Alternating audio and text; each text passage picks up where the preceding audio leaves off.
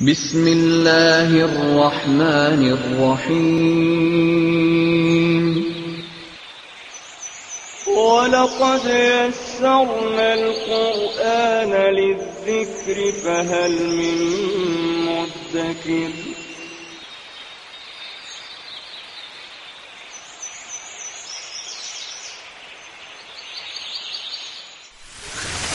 ألف باء تاء ثاء جيم حاء خاء دال ذال راء زال سين شين صاد ضاد طاء عين غين فاء قاف كاف لام ميم نون هاء واو ياء ياء هذه حروف الهجاء.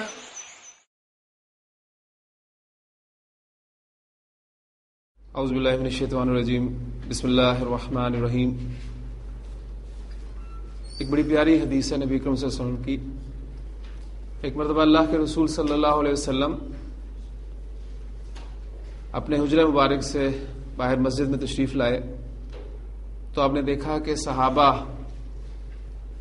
مسجد کے ایک کونے میں قرآن مجید پڑھ رہے ہیں اور پڑھا رہے ہیں. درس و تدریس کا سلسلہ جاری ہے تو آپ صلی اللہ علیہ وسلم کے چہرے مبارک پر خوشی اور بشاشت کے آثار نمودار ہوئے اور آپ صلی اللہ علیہ وسلم نے ان سے مخاطب ہو کر فرمایا کہ الیس تشہدون اللہ الہ الا اللہ وحدہ لا شریک لہ، کیا تم اس بات کی گواہی نہیں دیتے کہ لا الہ الا اللہ، اللہ کے سوا کوئی معبود نہیں، وحدہ لا شریک لہ، اس کا ترجمہ کرنے کی ضرورت نہیں ہے آپ کے لیے، وَأَنِّي رسول اللہ، اور یہ کہ میں اللہ کا رسول ہوں، وَأَنَّ الْقُرْآنَ جَاءَ مِنْ عِنْدِ اللَّهِ، اور یہ کہ قرآن اللہ کی جانب سے نازل کرتا ہے. تو جو صحابی روایت کر رہے ہیں وہ کہتے ہیں قلنا، ہم نے کہا بلا یا رسول اللہ، کیوں نہیں اللہ کے رسول صلی اللہ علیہ وسلم، ہم گواہی دیتے ہیں. تو آپ نے فرمایا فَأَبْشِرُوا، تو خوشیاں مناؤ. کیوں؟ اس لیے کہ فَإِنَّ هَذَا الْقُرْآنَ تَرْفُهُ بِيَدِهِ وَتَرْفُهُ بِأَيْدِيكُمْ، فَإِنَّ هَذَا الْقُرْآنَ تَرْفُهُ بِيَدِ اللَّهِ وَتَرْفُهُ بِأَيْدِيكُمْ، کیونکہ یہ قرآن وہ ہے جس کا ایک سرا اللہ کے ہاتھ میں ہے اور دوسرا سرا تمہارے ہاتھ میں ہے. پھر آپ نے فرمایا فَتَمَسَّكُوا بِهِ، تم اس کو مضبوطی سے تھامے رکھو، اس کے ساتھ چمٹ جاؤ. اگر تم ایسا کرو گے فَإِنَّكُمْ لَن تَهْلِكُوا وَلَن تَضِلُّوا بَعْدَهُ أَبَدًا، تو تم اس کے بعد کبھی بھی نہ تو ہلاک ہوگے اور نہ گمراہ ہوگے. بڑے خوبصورت الفاظ ہیں نبی کریم صلی اللہ علیہ وسلم کے. قرآن مجید کو آپ صلی اللہ علیہ وسلم نے اللہ کی رسی قرار دیا، ترفُهُ بِيَدِ اللَّهِ وَتَرْفُهُ بِأَيْدِيكُمْ، ایک سرا جس کا اللہ کے ہاتھ میں ہے اور دوسرا سرا تمہارے ہاتھ میں ہے. اور پھر تمسک بالقرآن، قرآن کو مضبوطی سے تھامنا، اس سے چمٹ جانا، اس کو پکڑے رکھنا. اگر ایسا ہوگا تو کبھی بھی تم نہ ہلاک ہوگے اور نہ گمراہ ہوگے. بات پھر وہی ہوتی ہے کہ ہم جب جائزہ لیتے ہیں اپنا، تو ایک وجہ ہی ہمیں نظر آتی ہے ہم نے اس وقت اس امت کی ہلاکت کی، تباہی کی، کہ قرآن مجید کو ہم نے چھوڑا ہوا ہے. اللہ تعالیٰ ہمیں قرآن مجید کے ساتھ پھر وہی رشتہ تعلق استوار کرنے کی توفیق عطا فرمائے، آمین. کل ہم نے حروف جارہ میں حروف جارہ کا استعمال ضمائر کے ساتھ دیکھا تھا، اور وہ الحمدللہ مجھے امید ہے کہ آپ کو بالکل کلیئر ہوگا. اس میں حرف جار لام کے حوالے سے ایک بات رہتی ہے، وہ آج میں مکمل کرنا چاہتا ہوں.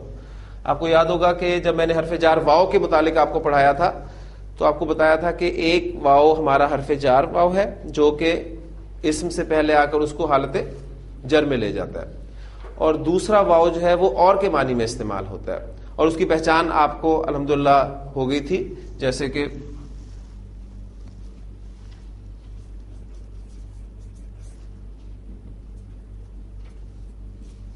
الشمس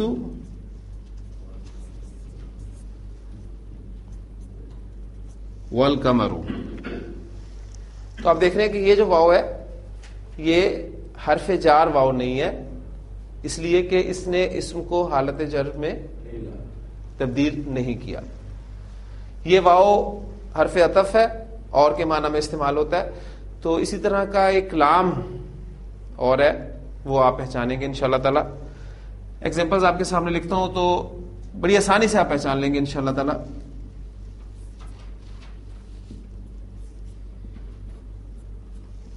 لی زیدن، یہ لام کون سا ہے؟ لام جارہ، اس لیے کہ اس لام کے بعد اسم جو ہے وہ حالت جر میں ہے. ایک اور لام میں آپ کے سامنے لکھ رہا ہوں،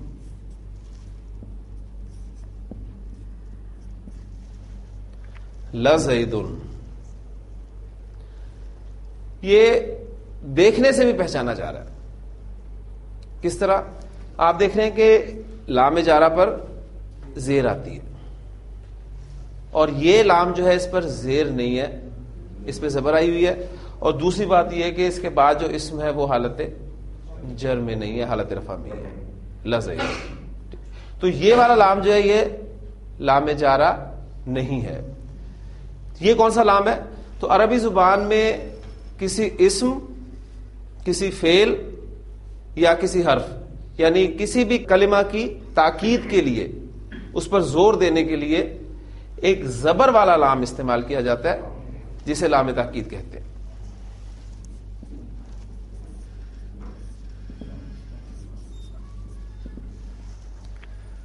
عربی زبان میں کسی اسم، فعل یا حرف پر زور دینے کے لیے، اس کی تاکید کے لیے ایک زبر والا لام استعمال کیا جاتا ہے جسے لام تاکید کہتے ہیں. اچھا، جہاں تک اسم ظاہر کا تعلق ہے، یعنی دو ٹرمز آپ کے سامنے وہ ہمیشہ ہونی چاہیے، ایک اسم ظاہر اور دوسرا اسم ضمیر. جہاں تک اسم ظاہر کا تعلق ہے، آپ لام جارہ اور لام تاکید میں واضح فرق محسوس کر لیں گے. لیکن کل ہم نے پڑھا تھا کہ لام جارہ جب ضمائر کے ساتھ استعمال ہوتا ہے تو وہ زبر والا ہوتا ہے. ٹھیک، جیسے کہ لہو، لہما، لہم، سوائے واحد متکلم کے، کیونکہ واحد متکلم کی جو آپ کی یا متکلم ضمیر ہے اس کی ڈیمانڈ ہے کہ اس سے پہلے حرف پر زیر ہونی چاہیے، لہذا اسم اور اکثر حروف اس کی ڈیمانڈ پوری کرتے ہیں، فعل اس کی ڈیمانڈ کبھی پوری نہیں کرتا. یہ باتیں آپ نے ذہن میں رکھنی ہے. تو ضمائر کے ساتھ جب لام جارہ اور لام تاکید کا استعمال ہوگا تو اس کی پہچان کرنے کا طریقہ کیا ہے؟ میں آپ کے سامنے ایک اور لفظ لکھتا ہوں، انشاءاللہ تعالی مجھے امید ہے کہ آپ بڑی آسانی سے پہچان لیں گے. لہوا، لام جارہ حرف جار ہے، اسم کو حالت جر میں لے جاتا ہے، اور ضمائر بھی چونکہ اسماء ہے، لہٰذا آپ دیکھیں گے کہ ہم نے جو حروف جارہ تھے ان کے ساتھ ضمائر کی پریکٹس کی تھی، اس میں حالت جر والے ضمائر استعمال کیے تھے. اب یہ جو لام ہے زبر والا لام، اس کے بعد اگر آپ ضمیر پر غور کریں گے تو یہ ضمیر حالت رفع والی ضمیر ہے. تو اس کا کیا مطلب ہے؟ کہ یہ لام جارہ نہیں ہے. یہ لام کون سا ہے؟ یہ وہ لام تاکیدی ہے. تو جہاں تک اسم ظاہر کا تعلق ہے وہاں آپ لام جارہ اور لام تاکید میں واضح طور پر فرق محسوس کر سکتے ہیں. ضمائر میں بھی الحمدللہ انشاءاللہ تعالی آپ اس قابل ہو گئے ہیں کہ ضمیر کو پہچان کر آپ اس بات کا اندازہ لگائیں گے کہ کون سا لام لام جارہ ہے اور کون سا لام لام تاکید ہے. اور قرآن مجید میں کثرت سے آپ کو یہ لام تاکید ملے گا، ان اللہ لہو الغفور الرحیم. اسی طرح آپ دیکھیں گے کہ آپ سورۃ العادیات میں آپ دیکھیں گے تو لام تاکید کی ایگزامپلس والعادیات ضبحا فالموریات قدحا، اور آگے سورت چلے تو ان الانسان لربہ لکنود، تو لکنود، پھر لشہید، اس طرح کے الفاظ آپ کو ملیں گے قرآن مجید میں. تو لام تاکید کسی بھی اسم، فعل یا حرف کی تاکید کے لیے عربی زبان میں استعمال کیا جاتا ہے. اچھا، اب ایک ایگزامپل سے قرآن مجید سے آپ کے سامنے میں لکھتا ہوں، انشاءاللہ تعالی مجھے امید ہے کہ آپ پہچان لیں گے لام جارہ اور لام تاکید کا فرق.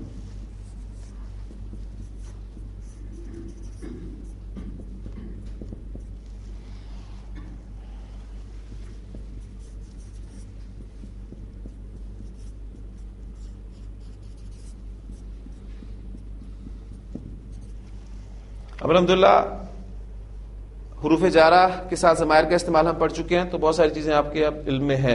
باقی فعل کا حصہ رہ گیا، وہ انشاءاللہ جب ہم فعل پڑھیں گے تو وہ بھی کلیئر ہو جائے گا، اور پھر آپ اس قابل ہوں گے کہ ان آیات کو آپ ان کا انالیسس کر سکیں گرامیٹیکلی. یہ کون سا لام ہے؟ لام جارہ، اس لیے کہ اس کے بعد آپ ضمیر دیکھ رہے ہیں، یہ حالت جر والی ضمیر ہے. جبکہ قرآن مجید میں ایک بڑی خوبصورت آیت ہے، وما حاذل حیات دنیا الا لہو و لعب وان الدار الاخرۃ لہی الحیوان.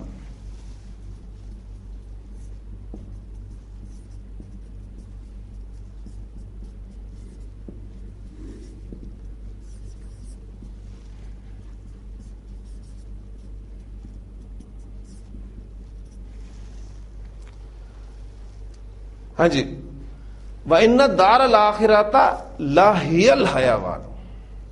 اب یہ لام جو ہے یہ کون سا ہے؟ اس کے بعد ضمیر پر غور کریں، یہ ضمیر کون سی ہے؟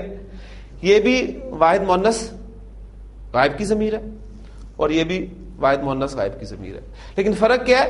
یہ وہی جو ضمائر ہمارے حالت رفع والے، ہوا، ہما، ہم اور پھر ہیا، ٹھیک، واحد مؤنث غائب کی ضمیر حالت رفع والی. اور حالت نصب اور جر میں جو چارٹ پڑا تھا وہ اٹیچڈ ہو، ہما، ہم، اٹیچڈ ہا. تو یہ وہ اٹیچڈ ہا والی ضمیر یہ آپ دیکھ رہے ہیں لام جارہ جر والی، اور یہ حالت رفع والی ضمیر ہے. لہٰذا یہ لام جو ہے یہ آپ کا لام تاکید ہے. ٹھیک، تو انشاءاللہ تعالی یہ بھی آپ اب فرق جاننے کے قابل ہو گئے کہ لام جارہ اور لام تاکید کا فرق کون سا. ایک دوسری بات آپ کو یاد ہوگا، میں نے جب آپ کو غیر منصرف اسما کے بارے میں پڑھایا تھا تو میں نے آپ کو بتایا تھا کہ غیر منصرف اسما وہ اسما ہیں جو حالت جر میں زیر قبول نہیں کرتے. ٹھیک، اس قاعدے کے 2 ایکسیپشنز ہیں، جس میں سے ایک ایکسیپشن ہم پڑھ چکے ہیں الحمدللہ کہ غیر منصرف اسما پر جب الف لام داخل ہوتا ہے تو وہ حالت جر میں زیر قبول کر لیتے ہیں. دوسرا ایکسیپشن انشاءاللہ تعالی میں آج آپ کو بتاتا ہوں، اور وہ آپ کو انشاءاللہ سمجھ میں آ جائے گا. اس کے لیے کچھ کنسٹرکشنز جو ہیں میں چاہوں گا کہ آپ بنائیں تاکہ آپ کی پچھلی ریویژن بھی ہو جائے.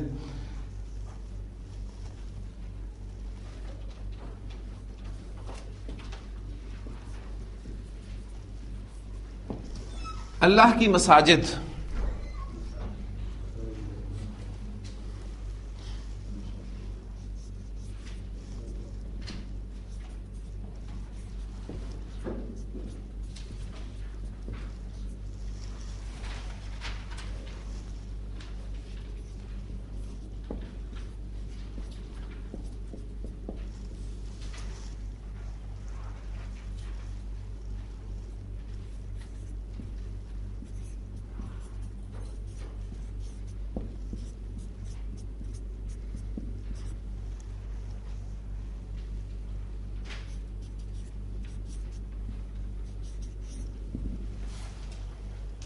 یہ کنسٹرکشنز ہیں انشاءاللہ. آج وہ جو غیر منصرف اسما کا حالت جر میں زیر قبول کرنے والا دوسری ایکسیپشن ہے اس کی، وہ ان ایگزامپل کے ساتھ انشاءاللہ تعالی کلیئر ہوگی. ہاں جی، اللہ کی مساجد کون سا مرکب ہے؟ مرکب ناقص میں سے مرکب اضافی. ہاں جی، کنسٹرکٹ کرنے سے کیا بنے گا؟ یہ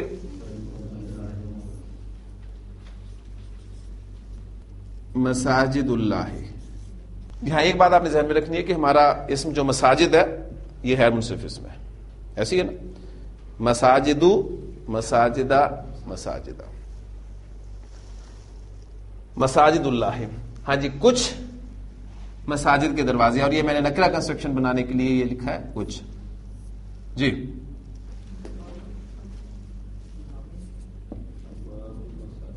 ابواب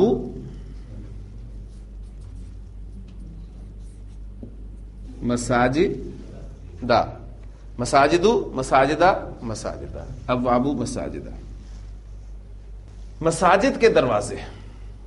اب دونوں کنسٹرکشن میں فرق کیا ہے؟ وہ نکرہ کنسٹرکشن ہے، یہ معرفہ کنسٹرکشن ہے. مساجد کے دروازے،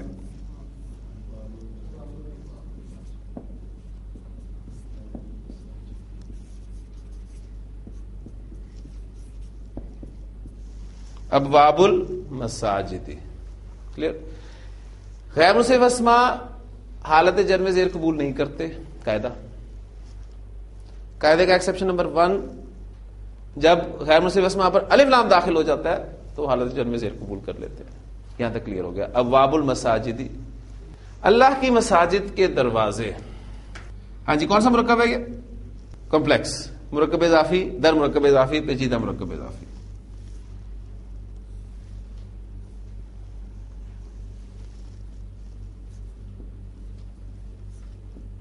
ویکیبلری ابھی میں لکھ رہا ہوں. ابواب مساجد اللہ. ابھی کنسٹرکٹ کرتے ہیں ایسے. اس کنسٹرکشن پہ آ جائیں. اللہ کی مساجد میں کر لیتے ہیں. ہاں جی، اللہ کی مساجد میں. اب یہ کون سا مرکب بن رہا ہے؟ مرکب جاری بن رہا ہے، کیونکہ میں کا لفظ آپ کو بتا رہا ہے کہ مرکب اضافی ہے پہلے اللہ کی مساجد اور پھر اس کے بعد میں. ہاں جی، یہ بنے گا آپ کا مرکب اضافی. پہلے آپ اسے بنائیں. یہ آپ کا بن گیا مساجد اللہ، اللہ کی مساجد. اب اس میں میں کے لیے میں نے اس سے پہلے فی استعمال کرنا ہے. ان دو کنسٹرکشنز کو آپ سامنے رکھیں، کیونکہ اب آپ کو میں غیر منصرف اسما حالت جر میں جو زیر قبول کرتے ہیں وہ بات بتانے لگا ہوں. اب مجھے آپ بتائیں کہ ان دونوں کنسٹرکشنز میں جو ہمارا غیر منصرف اسم ہے مساجد، وہ کس حیثیت سے استعمال ہو رہا ہے؟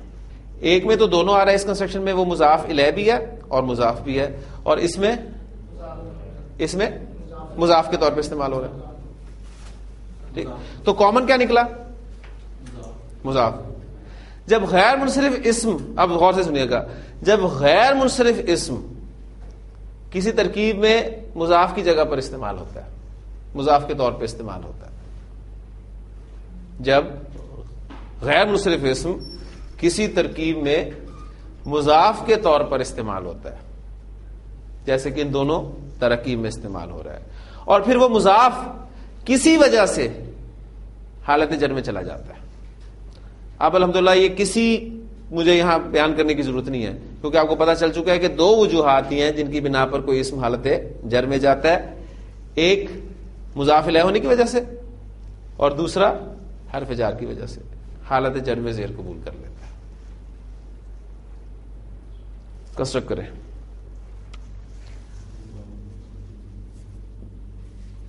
اب وابو مضاف پر مضاف کی قواعد اپلائی کیے، مضاف الیہ پر مضاف الیہ کے. اب یہ درمیان والا اس میں مضاف مضاف الیہ دونوں ہے، تو اس کی شکل کیا بننی چاہیے؟ الف لام کے بغیر ہلکے اعراب کے ساتھ حالت جر میں، تو مساجدہ بنے گی نا.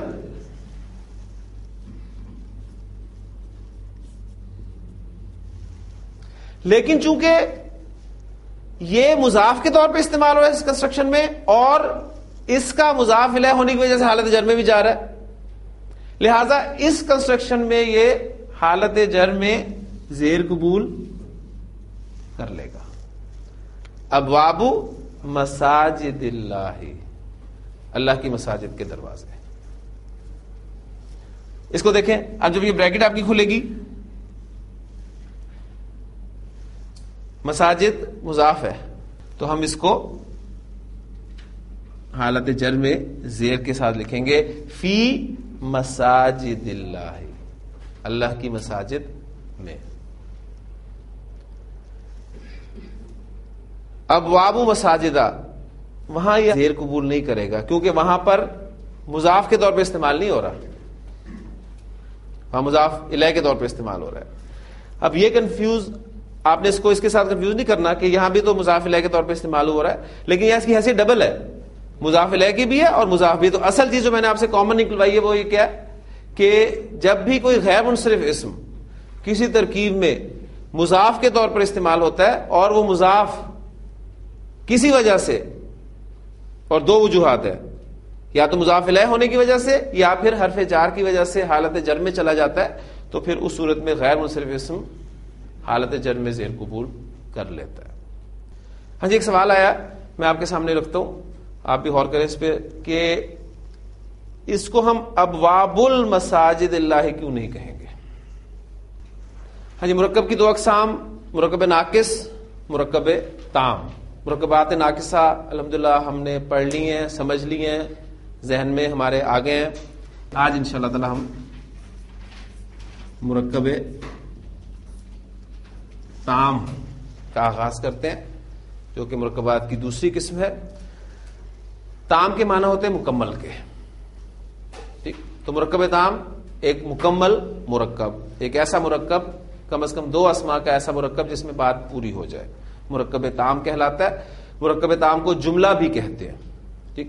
جملہ، اور چونکہ ہم نے ابھی تک اسم ہی پڑھا ہے لہذا ہم آج جملہ اسمیہ اس کا آغاز کریں گے، اور جملہ اسمیہ سے مراد وہ جملہ ہے جو اسم سے شروع ہو۔ اسم سے شروع ہونے والا جملہ جملہ اسمیہ کہلاتا ہے۔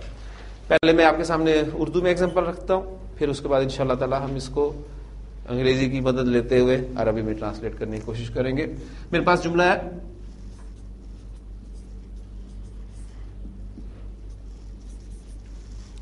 لڑکا نیک ہے، ایک مکمل جملہ ہے اور انتہائی سادہ اور آسان ترین جملہ ہے، لڑکا نیک ہے۔ لیکن عربی زبان میں اس سٹیج پر آپ کے لیے اس جملے کو کنسیڈر کرنا مشکل ہے جب تک آپ اس کے قواعد نہیں پڑھ لیں گے کہ عربی زبان میں جملہ کیسے بنایا جاتا ہے۔ لیکن جب وہ قواعد پڑھ لیں گے تو پھر بڑے سے بڑا جملہ جو آپ کے سامنے لکھا جائے گا آپ اسے ٹرانسلیٹ کرنے کے قابل ہے۔ ہاں جی، لڑکا نیک ہے، اس جملے پر غور کریں تو آپ کو اس میں دو حصے نظر آئیں گے، بالکل اسی طرح جس طرح ہم نے مرکب توصیفی پڑھا تھا تو دو اجزاء کیے تھے، اس کے ایک موصوف تھا، دوسری صفت تھی، ٹھیک؟ موصوف صفت مل کر مرکب توصیفی بنے تھے۔ ہمارا مرکب اشاری اشارہ اور مشار الیہ مل کر بنے تھے، ہمارا مرکب اضافی مضاف اور مضاف الیہ مل کر بنے تھے، ہمارا مرکب جاری جار اور مجرور مل کر بنے تھے۔ تو اب ہم جملہ بنا رہے ہیں تو اس کے بھی ہم دو حصے کریں گے۔ اس پہ آپ غور کریں تو ایک ہے لڑکا جس سے ہمارا جملہ شروع ہو رہا ہے، ہمارے جملے کی ابتدا ہو رہی ہے۔ اب جملے کی اپنے قواعدوں کے ذہن میں رکھیے گا، اس اسم سے جملے کی ابتدا ہو رہی ہے، اس لیے اس حصے کو ہم مبتدا کہیں گے۔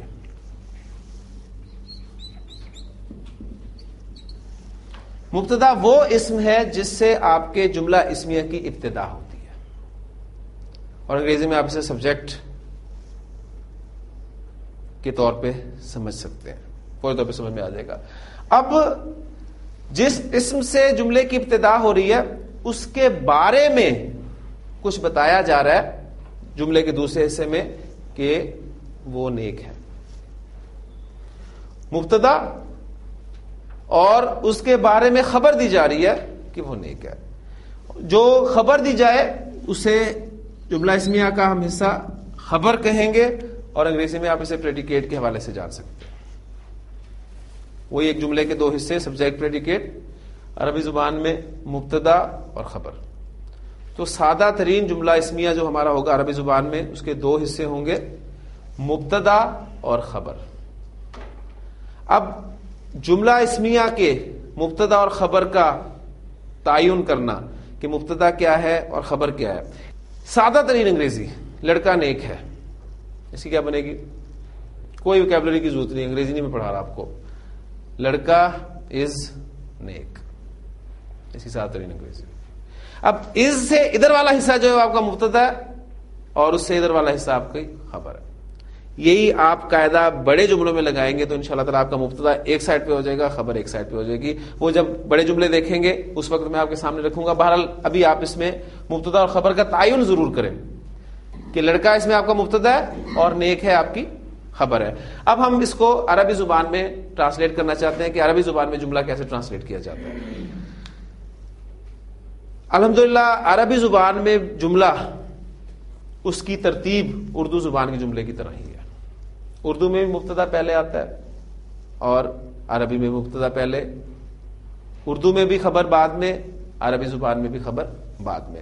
اب چونکہ اسم کے چاروں پہلو ہمارے سامنے ہیں اس لیے چار باتیں آپ نے اچھی طریقے سے ذہن میں رکھنی ہے۔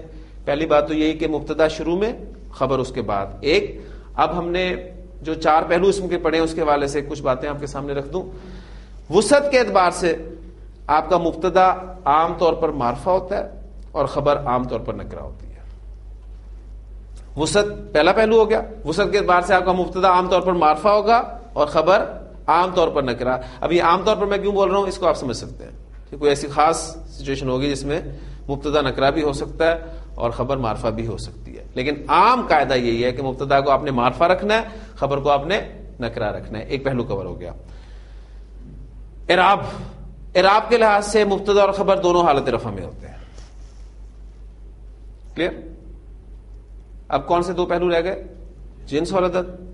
تو جنس اور عدد کے اعتبار سے خبر مبتدا کے مطابق ہوتی ہے, یہ قاعدہ. چاروں پہلو کور ہو گئے. اب یہ چار باتیں آپ ذہن میں رکھیں گے تو یہ جملہ آپ کے لیے کنسٹرکٹ کرنا کوئی مشکل کام نہیں ہے, اور پھر ایسے جملے آپ ڈھیر لگا دیں گے جملوں کے انشاءاللہ تعالی. آج وسعت کے اعتبار سے مبتدا معرفہ, خبر نکرہ عام طور پر. اعراب کے اعتبار سے دونوں حالت رفع میں. جنس کے اعتبار سے خبر مبتدا کے مطابق استعمال ہوگی. اب مبتدا آپ کا کیا ہے؟ لڑکا. لڑکے کی عربی ولدن ہوتی ہے. اب چونکہ مبتدا کے طور پہ استعمال ہو رہا ہے اسے آپ نے معرفہ رکھنا ہے, تو ولدن کو معرفہ کریں کیا بن جائے گا؟ الولد. حالت رفع میں ہم نے اس کو رکھا, معرفہ رکھا. خبر ہم نے نکرہ رکھنی ہے, حالت رفع میں رکھنی ہے. نیکی عربی کیا؟ صالح. الولد صالح. جملہ مکمل ہو گیا آپ کا. ہے کا مفہوم خود بخود پیدا ہو گیا. اس خاص ترتیب سے ان دو اسماء کو ہم نے رکھا تو ہے کا مفہوم خود بخود پیدا ہو گیا. بالکل اسی طرح جس طرح ایک خاص ترتیب سے ہم نے دو اسماء کو رکھا تھا تو ان میں کی کا مفہوم خود بخود پیدا ہو گیا تھا. لڑکے کی کتاب, کتاب الولدی, یعنی ہم نے پہلے اسم کو الف لام کے بغیر رکھا, ہلکے راب کے ساتھ رکھا, دوسرے اسم کو حالت جر میں رکھا تو کی کا مفہوم خود بخود پیدا ہو گیا. پہلے اسم کو آپ معرفہ رکھیں, حالت رفع میں رکھیں, دوسرے اسم کو نکرہ رکھیں, حالت رفع میں رکھیں, اور جنس اور عدد کے لحاظ سے اس کے مطابق رکھیں تو یہ ہے کا مفہوم آپ کے جملے میں خود بخود پیدا ہو جائے گا. الولد صالح. یہ تھا آپ کا جملہ. اب اسی سے انشاءاللہ تعالی ہم شروع کرتے ہیں. جملہ ہے میرے پاس لڑکی نیک ہے. ہاں جی, مبتدا کیا ہے اس میں؟ لڑکی. یہ آپ کا مبتدا ہے. پہلے ہی آپ نے پریکٹس یہ کرنی ہے, مبتدا اور خبر کا تعین کرنا ہے لازمن. یہ نہیں تو آپ پھر اسے اس سٹیپ پر اگر آپ نے اسے اسکپ کر دیا تو آگے آپ کے لیے مشکل ہوگی. یہ آپ کا مبتدا خبر. ہاں جی, لڑکی کی عربی ہوتی ہے بنتن. آپ نے اسے مبتدا کی جگہ پہ رکھنا ہے تو کس صورت میں رکھیں گے؟ البنت. البنت. نیک کی عربی دیکھ لیں, صالحن ہمارے پاس ہوتی ہے. ٹھیک ہے, صالحن تو ہم نے اسے رکھنا ہی رکھنا نکرہ, لیکن جنس اور عدد میں مبتدا کے مطابق رکھنا ہے تو وہ کیا شکل ہوگی؟ صالحۃ. البنت صالحۃ. کلیئر؟ اب جنس کلیئر ہوگی, نمبر کو بھی لے کے چلتے ہیں. دونوں لڑکے نیک ہیں.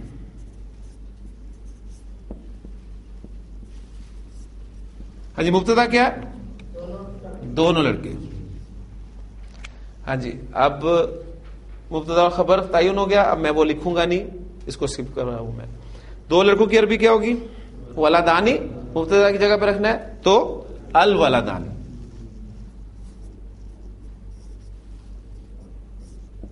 الولدانی. صالحن صالحانی. ماشاءاللہ. الولدانی صالحانی. کیونکہ خبر نے مبتدا کو فالو کرنا ہے دو اعتبارات سے, جنس اور عدد کے اعتبارات سے. الولدانی اعرابی حالت رفع میں ہی ہے نا کہ جر میں؟ جر میں ہے نا. دیکھا, پہچان لیا انہوں نے. رفع میں کیسے پتا چلا آپ کو؟ آپ نے دیکھا مثنیٰ ہے, اور مثنیٰ کی اعرابی حالت ہم نے ساؤنڈ سے پہچانی ہے, آنے کی ساؤنڈ سے پہچانی ہے. تو زیر زبر پیش سے دھوکہ نہیں کھانا آپ نے. وہ آپ کھائیں گے آخری دن جو کلاس ہو رہی ہوگی, اس دن میں آپ سے یہ سوال کروں گا تو آپ نے سے کہنا ہے جل میں ہی ہے جی, اور وجہ یہ ہوگی کہ زیر نظر نہیں آ رہا آپ کو. تو زیر اور پیش اعراب کی پہچان کے لیے ہم نے ایک قاعدہ نہیں بنانا ذہن میں رکھیں. الولدان صالحان، دونوں لڑکیاں نیک ہیں.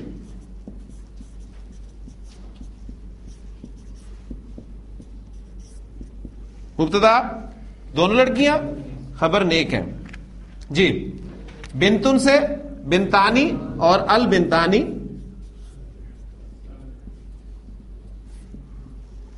اور اب اس کی خبر کیا آئے گی؟ صالحتانی، البنتانی صالحتانی. اب میں تیسرے سٹیپ میں آ رہا ہوں. اب میں اردو بھی نہیں لکھ رہا، ٹھیک نہیں. مبتدا خبر پہلے میں نے چھوڑا ہے، اب میں اردو بھی نہیں لکھ رہا. لڑکے نیک ہیں. اب دیکھیں ولدن، ولدانی، اولادن، ٹھیک. تو الاولاد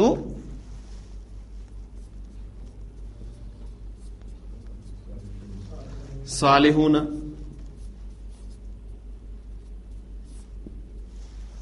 کلیئر ہو گیا؟ الاولاد صالحون. اور لڑکیاں نیک ہیں، البنات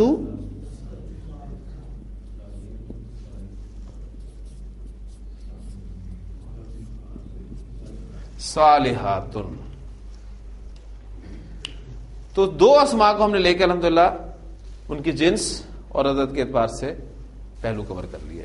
الولد صالح، البنت صالحات، الولدان صالحان، البنتان صالحتان، الاولاد صالحون، البنات صالحات. اب دیکھیں اردو میں نیک ورڈ جو ہے وہ مذکر، مؤنث، واحد، مثنیٰ، جمع سب کے لیے استعمال ہو رہا ہے، لیکن عربی زبان میں فرق ہے. تو یہ عربی زبان کی خوبصورتی ہے. تو امید ہے کہ آپ کو جملہ، سادہ ترین جملہ کنسٹرکٹ کرنا آ گیا. بس آپ نے جو چند باتیں ذہن میں رکھنی ہے وہ لازماً آپ کے پیش نظر رہنی چاہیے. مبتدا شروع میں، خبر اس کے بعد. وسعت کے اعتبار سے مبتدا آپ کا معرفہ، خبر نکرہ عام طور پر. اعراب کے اعتبار سے دونوں حالت رفع میں، اور جنس کے اعتبار سے خبر، اور عدد کے اعتبار سے خبر مبتدا کے مطابق استعمال ہوگی. جب چھوٹے چھوٹے جملے کرتے ہیں ہم. اللہ رحم کرنے والا ہے.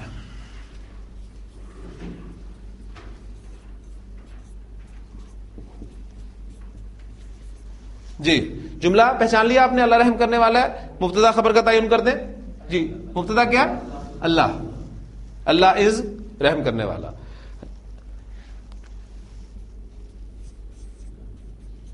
اللہ مبتدا حالت رفع میں معرفہ.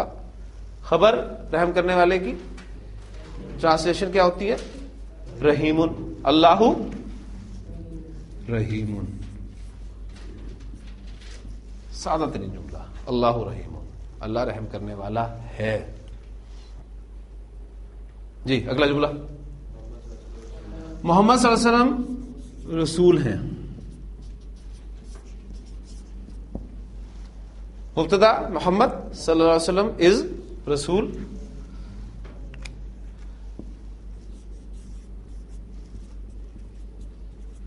محمد معرفہ ہے نا، الف لام داخل نہیں میں کروں گا کیونکہ اس میں علم ہے.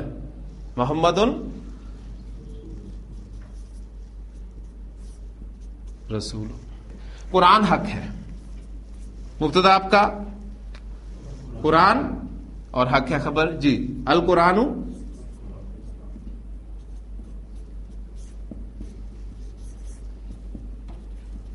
حق، قرآن حق ہے. مسجد وسیع ہے.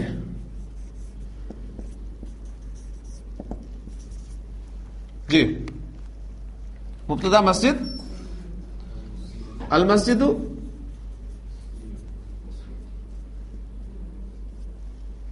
ہاں جی وسیع ہے. وسیع. اچھا ساتھ ایک جملہ اور کر لیں. زمین وسیع ہے.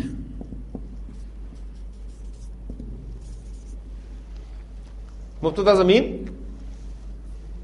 اور وسیع ہے خبر ہو گئی. جی الارض.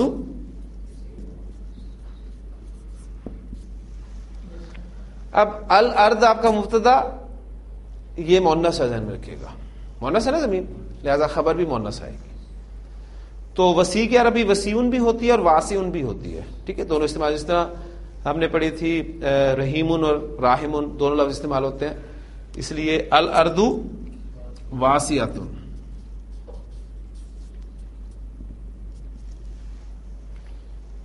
ٹھیک ہو گیا؟ یعنی آپ نے خیال رکھنا ہے مبتدا کا کہ وہ اگر واحد ہے تو خبر بھی واحد، وہ مثنی ہے تو خبر بھی مثنی، وہ جمع ہے تو خبر بھی جمع، وہ مذکر ہے تو خبر بھی مذکر، وہ مؤنث ہے تو خبر بھی مؤنث. ہاں جی، کمرہ بڑا ہے. الغرفۃ، ہاں جی الغرفۃ یہ آپ کا مذکر ہے کہ مؤنث ہے؟ مؤنث ہے، لہذا خبر بھی مؤنث آئے گی.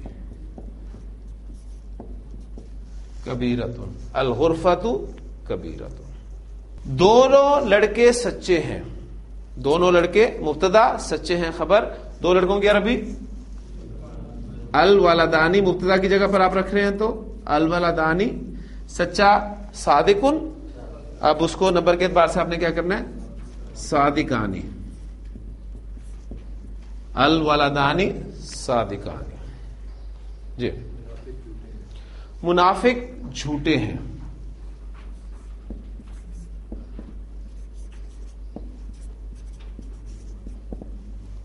ہاں جی، منافقن، منافقن، منافقن، منافقانی، منافقینی، منافقینی، منافقون، منافقین، منافقین. تو منافقون اور مبتدا کے طور پہ آ رہا ہے تو المنافقون.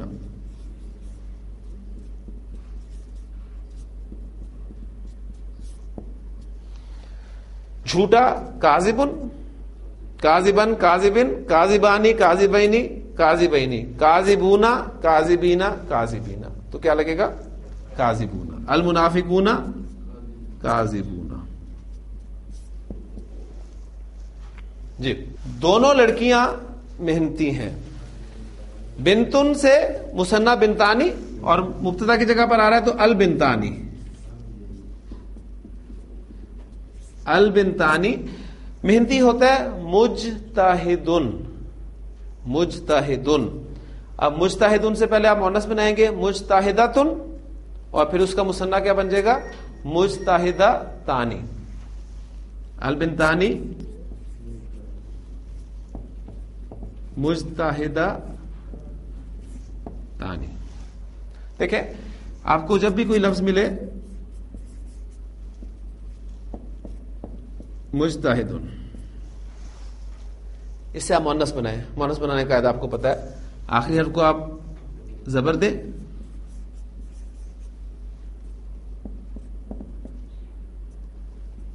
اور گولتا لگا دیں. مجتہدہ تن. مذکر سے مؤنث بن گیا. مذکر سے آپ مثنیٰ بنا سکتے ہیں واحد سے. مجتہدن، مجتہدانی، مجتہدون. ادھر کو بھی چل رہے جمع کی صورت میں، ادھر سے جمع کی صورت میں چل رہے. مجتہداتن واحد، مجتہداتانی مثنیٰ، مجتہداتن جمع ہو گیا.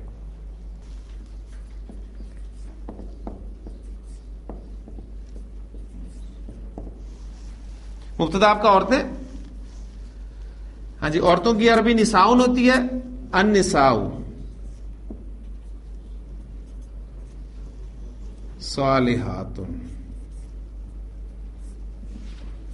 النساء صالحات. اچھا، مرد اگر نیک ہو تو اس کی عربی کیا ہوگی؟ الرجال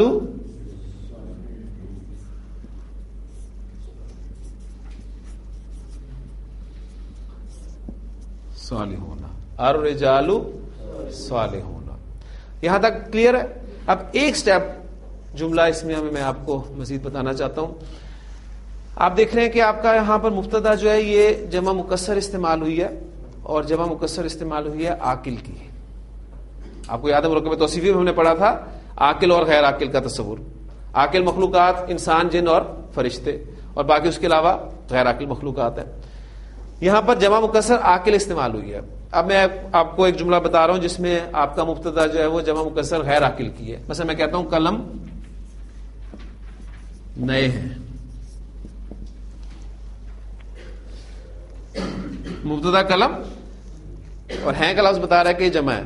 تو الاقلام قلم کی جمع اقلام، الاقلام جدیدتن. کلیئر ہو گیا جی یہ کنسپٹ. اگر آپ کا مبتدا غیر عاقل کی جمع مکسر ہے تو پھر خبر واحد مؤنث آئے گی. ایک ایک سٹیپ ہم آگے چلتے ہیں. کتابیں پرانی ہیں.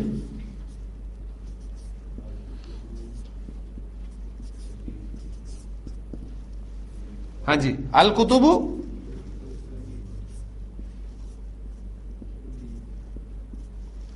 پرانے کے لیے قدیمن کا لفظ استعمال ہوتا ہے تو ہونا چاہیے اصول قدیمون، لیکن اسلوب جب آپ کا مبتدا غیر عاقل کی جمع مکسر ہے تو خبر واحد مؤنث آئے گی قدیمتن.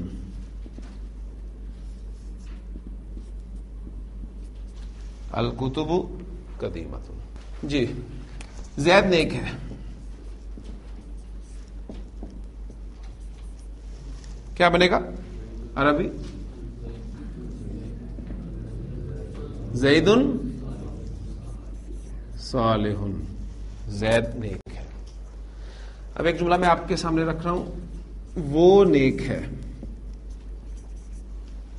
زید میرا دوست ہے، وہ نیک ہے. اب یہ وہ لفظ کیا ہے؟ ضمیر.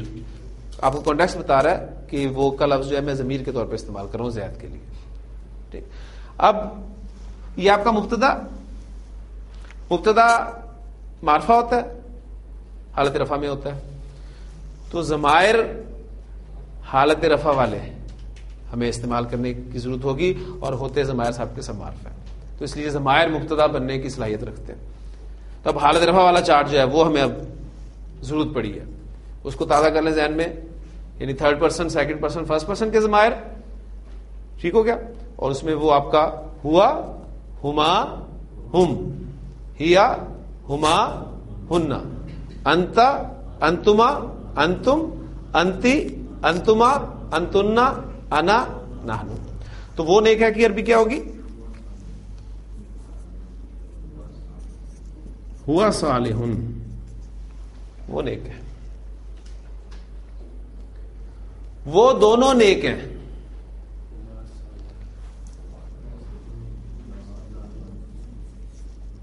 ہما صالحانی. یہاں سے ضمیر کے اضافہ کرتے رہے، وہاں سے اس میں اضافہ کرتے رہے نمبر اور جنس کے اعتبار سے. وہ سب نیک ہیں. ہم صالحون. ہوا صالح، ہما صالحانی، ہم صالحون. وہ نیک ہے، وہ بریکٹ شی. ٹھیک. ہیا صالحۃن. ہیا صالحۃن. وہ دونوں نیک ہیں مؤنث، تو کیا بنے گا؟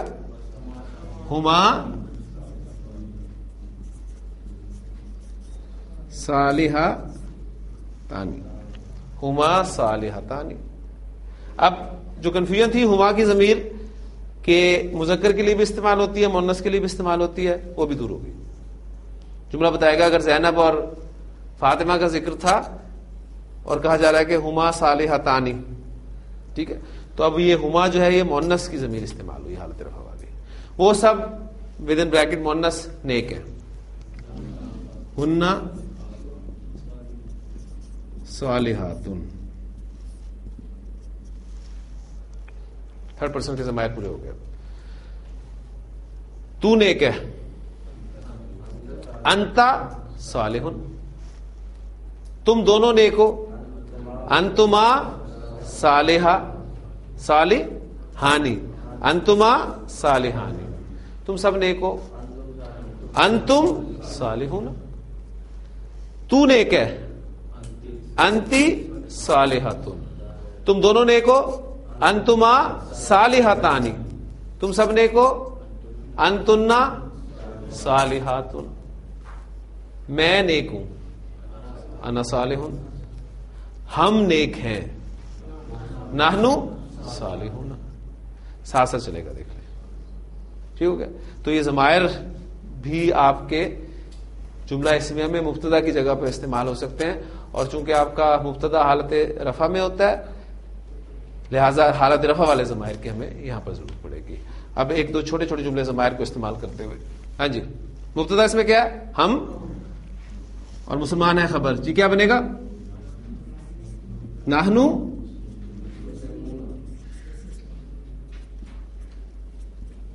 مسلمون، نحنو مسلمون. تم دونوں سچے ہو. انتما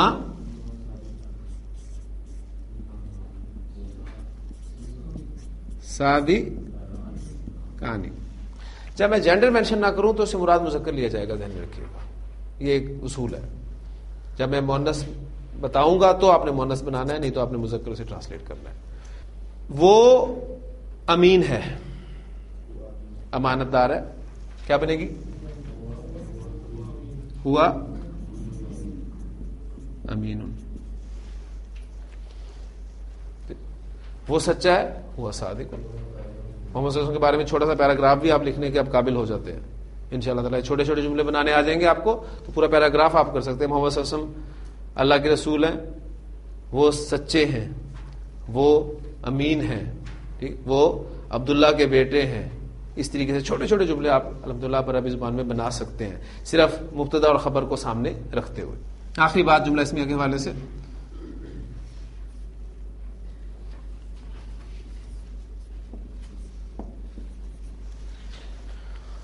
وہ کتاب ہے. اب یہاں پر وہ کیا ہے؟ اشارہ. ٹھیک ہے، تو اب آپ کا مبتدا جو ہے وہ اشارہ آ رہا ہے. تو اسماء اشارہ نکرہ ہوتے ہیں کہ معرفہ ہوتے ہیں؟ معرفہ کے سامنے پڑھا تھا ہم نے اسماء اشارہ کو، لہذا اسماء اشارہ بھی مبتدا بننے کی صلاحیت رکھتے ہیں. تو وہ کی عربی کیا ہوگی؟ ذالک کتاب. ذالک کتاب. اب دیکھیں ان دونوں کنسٹرکشن میں فرق. ذالک الکتاب، دونوں میں فرق ہے نا؟ کیا فرق ہے؟ یہ کتاب نکرہ ہے اور یہاں پر الکتاب معرفہ ہے. تو یہ آپ کی انکمپلیٹ کنسٹرکشن ہے، یہ مکمل جملہ نہیں ہے آپ کے اس لیول کے اعتبار سے. ذالک الکتاب، یہ کتاب جس کا ترجمہ ہم کرتے ہیں وہ کتاب، بات پوری نہیں ہوئی، جبکہ یہاں بات پوری ہو گئی ہے. ذالک کتاب، وہ کتاب ہے. آپ کہتے ہیں یہ قلم ہے، ھذا قلم. یہ قلم، اس کی عربی کیا ہوگی؟ ھذل قلم. یہ قلم، یہ آپ کا مکمل جملہ ہو گیا، یہ آپ کا انکمپلیٹ کنسٹرکشن ہو گئی. یہ اب کیونکہ ہم اس کو استعمال کریں گے آگے جملے میں کہ یہ قلم نیا ہے. اب وہاں مبتدا آپ کا یہ قلم ہوگا اور نیا ہے اس کی خبر ہوگی. یہ اگلا سٹیپ ہوگا ہمارا انشاءاللہ تعالی. تو فرق ھذا قلم. اب اسی طریقے سے آپ اس کو لے کے جا سکتے ہیں. یہ دو کتابیں ہیں، اس کی عربی کیا ہوگی؟ یہ دو کتابیں ہیں.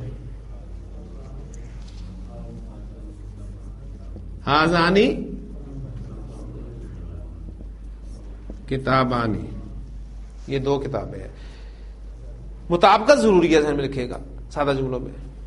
ٹھیک. اور وہ دو پنکھے ہیں، وہ دو پنکھے ہیں. پہلے تو آپ نے اس میں ذہن میں رکھنا ہے کہ مشار الیہ ہم نے پڑھا تھا نا، اس کے مطابق ہم اشارہ استعمال کرتے تھے. تو اس میں بھی آپ نے جو خبر ہے اس کے مطابق اشارہ استعمال کرنا ذہن میں رکھنا ہے، کیونکہ اشارہ اور مشار الیہ میں اس بات کو آپ نے سامنے رکھنا ہے. ایک پنکھا مرواحتن، دو پنکھے مرواحتانی. تو مرواحتانی کے اعتبار سے آپ نے